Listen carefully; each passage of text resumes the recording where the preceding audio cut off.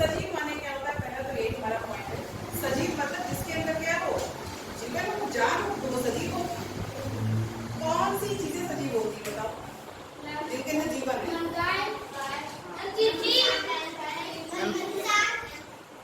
पेड़ पौधे।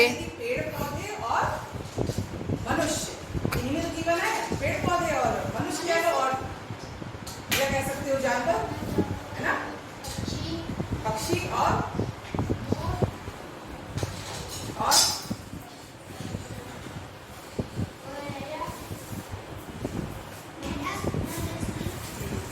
यानी कि जिनमें जीवन है वो हमारे सजीव कहलाएंगे।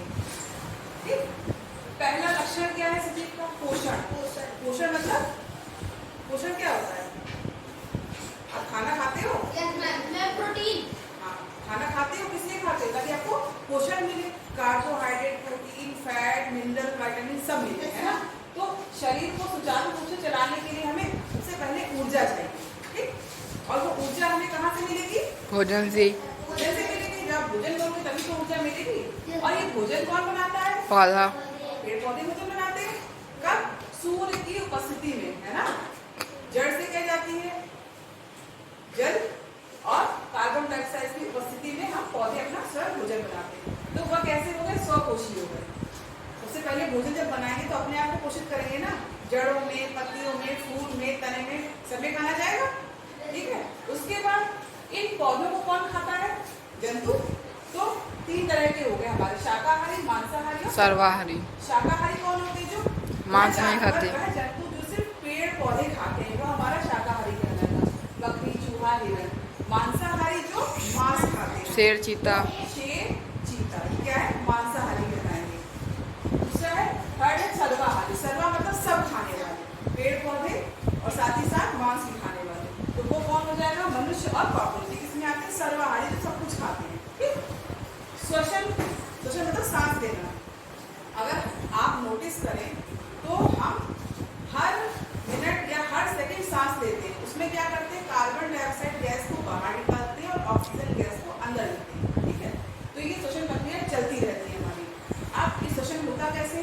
मनुष्य में फेफड़ों के द्वारा होगा, मछली में गलफड़ों के द्वारा होगा, और जो हमारा मेढक है, देखा होगा मेढक कहाँ रहता है? जल में भी रहता है और पानी में भी। जल और पानी तो एक ही हो गया, जल में भी रहेगा और जमीन में भी रहेगा, है ना। तो जब ये पानी में रहेगा तब सांस कैसे लेगा? अपनी त्वचा के द्वारा, अपनी स्किन से सांस लेगा। और जब ये जमीन में रहेगा तब फेफड़ों के द्वारा सांस लेगा। ठीक है, उत्सर्जन। उत्सर्जन क्या होता है?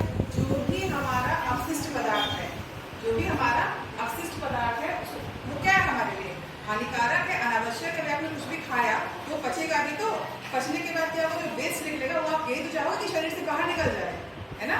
तो वो क्या होगा? अनावश्यक और हानिकारक होगा हमारे लिए, तो वो हम अपने शरीर से उसको बाहर निकाल देते हैं। जंतुओं में क्या है? मल, मूत्र, पसीना और कार्बन डाइऑक्साइड। ठीक, और पौधों में भी अपशिष्ट पदार्थ निकलता है।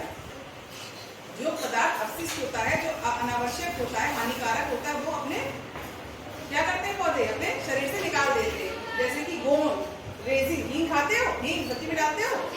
तो वो क्या है? वो पौधे का अपशिष्ट पदार्थ ही है। और टैनिन। ठीक, नेक्स्ट है संवेदनशीलता। अच्छा ये बताओ, जब बढ़िया खाना बनता है घर में तो मुंह में पानी आता है कि नहीं आता है? आता है ना।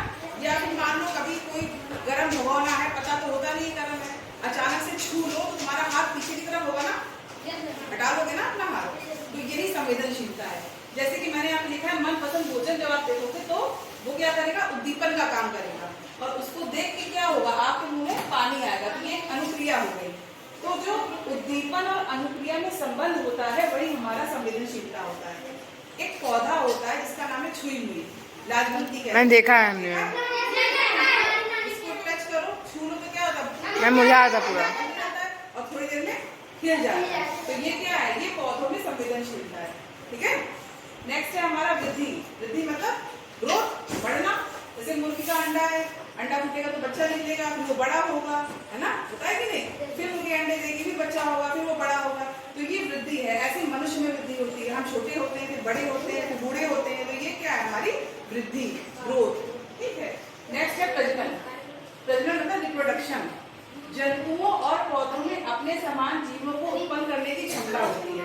यानी कि मनुष्य और पौधे क्या करते हैं, क्या करते हैं, रिप्रोडक्शन करते हैं कि नहीं करते हैं? भाई हमारे समान ही हम जैसे बहुत से लोग उत्पन्न होते हैं, तो ये उत्पन्न करने की जो क्षमता है ये हमारा प्रजनन कहलाता है।